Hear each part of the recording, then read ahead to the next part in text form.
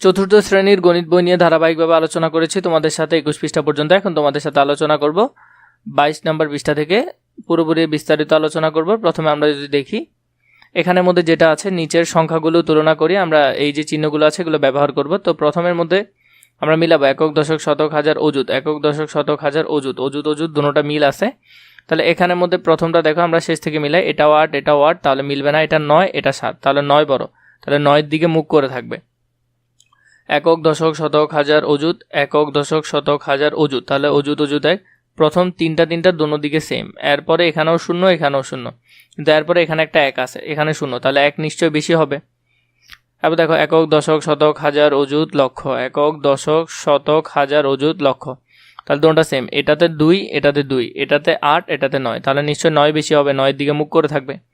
একক, দশক, শতক, হাজার, অযুত, লক্ষ। একক, দশক, শতক, হাজার, অযুত, লক্ষ, নিযুত, তাহলে নিযুত হলে নিশ্চয়ই এটা বেশি হবে, কারণ এটা সংখ্যায় বেশি। একক, দশক, শতক, হাজার, এটা দেখো একক, দশক, শতক, হাজার, অযুত, লক্ষ, নিযুত, কোটি। একক, দশক, শতক, হাজার, অযুত, লক্ষ, নিযুত, কোটি, দুটোটা সেম, তার মানে সমান সমান হবে। এটাও যদি দেখো একক, দশক, শতক, হাজার, অযুত, লক্ষ, নিযুত। একক, দশক, শতক, হাজার, অযুত, লক্ষ, নিযুত, এটা অনেক বেশি, তাহলে এদিকে মুখ করে থাকবে। 7 নম্বরের মধ্যে যদি দেখো কার্ড ব্যবহার করে এখানের মধ্যে বলেছে বৃহত্তম সংখ্যা। তো এখান থেকে বৃহত্তম সংখ্যা যদি লিখো, প্রথমটা হবে 8, 8-এর পরে হবে এখানে 6, কারণ 6 বড়। 6-এর পর হবে এখানে 5, 5 বড়। 5-এর পর হবে 3, 3-এর পর হবে 2, 2-এর পর হবে 0, তাহলে বৃহত্তম সংখ্যা হলো এটা। ক্ষুদ্রতম সংখ্যাটা যদি আমরা লিখি, ক্ষুদ্রতম সংখ্যা এখানে লিখছি, প্রথমেই 2 বসবে, এরপরে 0 বসবে, কারণ আমরা জানি প্রথমে 0 বসে না। কেন বসে না এগুলো নিয়ে পূর্বের ভিডিওতে আমরা বিস্তারিত অনেক আলোচনা করেছি, যে 0 যদি প্রথমেই বসতো তাহলে তো ও আর এখানে কত 6 ঘরের হতো না, ও তখন 5 ঘরের হয়ে যেত, তাহলে 2 0, এরপরে হবে 3, এরপরে হবে 5, এরপরে হবে 6, এরপরে হবে 8। তারপর বলছে বৃহত্তম বিজোড় সংখ্যাটি তৈরি করি। বৃহত্তম যদি আমরা বিজোড় সংখ্যা তৈরি করি, এখান থেকে আমরা যদি এটার বৃহত্তম বিজোড় সংখ্যাগুলো দেখি, তাহলে তোমরা এইভাবে করে সুন্দর করে সাজায় ফেলবে। এটাই হলো বৃহত্তম বিজোড় সংখ্যা, সবচেয়ে বড় বিজোড় সংখ্যাটা ভাঙতে পারবে না। এরপর হলো ক্ষুদ্রতম বিজোড় সংখ্যার মধ্যে তোমরা এটা দিয়ে দিবে, এবং এটা হলো সবচেয়ে ক্ষুদ্রতম বিজোড় সংখ্যা। এরপর আমরা 8 নম্বরে যদি দেখি, 2024 সালে আদমশুমারি অনুযায়ী কয়েকটি জেলার জনসংখ্যার তালিকা নিচে দেওয়া হয়েছে।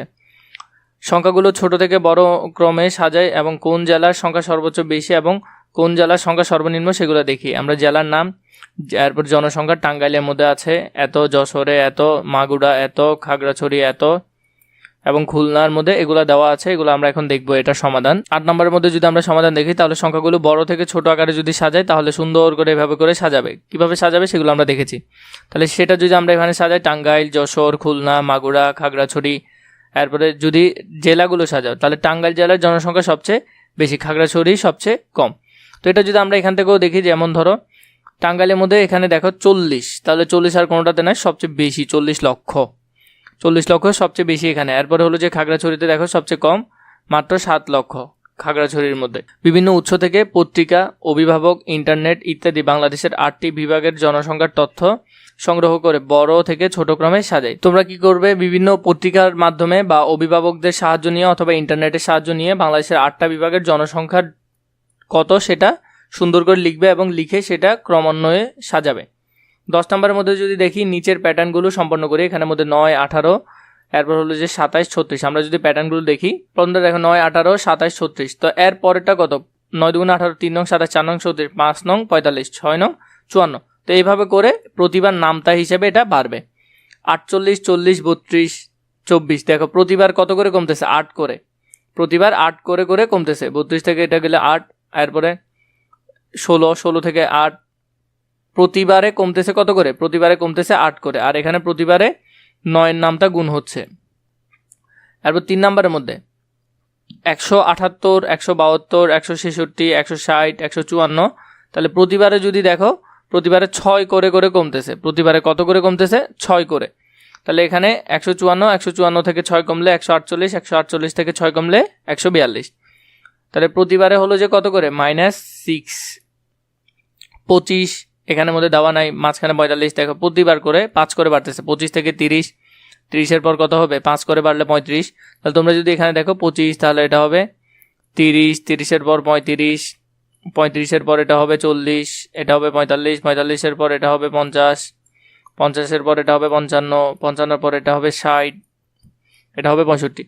একটি প্যাটার্ন তৈরি করি যার শুরু 0 দিয়ে এবং নিয়মটি হবে আগের সংখ্যার সঙ্গে 8 যোগ করতে হবে। তাহলে আমরা এরকম একটা যদি তৈরি করি, তাহলে প্যাটার্ন 0 প্রতিবার 8 করে যোগ হবে, 8 এর সাথে 8 যোগ করলে 16, 16 সাথে 8 যোগ করলে 24, 24 এর সাথে 8 করলে 32, 32 সাথে 8 করলে 40, 40 এর সাথে 8 যোগ করলে 48, 48 এর সাথে 8 যোগ করলে 56, 56 এর সাথে 8 যোগ করলে 64। তো এইভাবে করে তোমরা একটা সুন্দর প্যাটার্ন লিখে ফেলতে পারবে। তো এখানে 22 পর্যন্ত আজকে তোমাদেরকে সমাধান দিলাম, বাকিগুলো প্রয়োজন হলে নিশ্চয়ই আমাকে কমেন্ট করে জানাবে।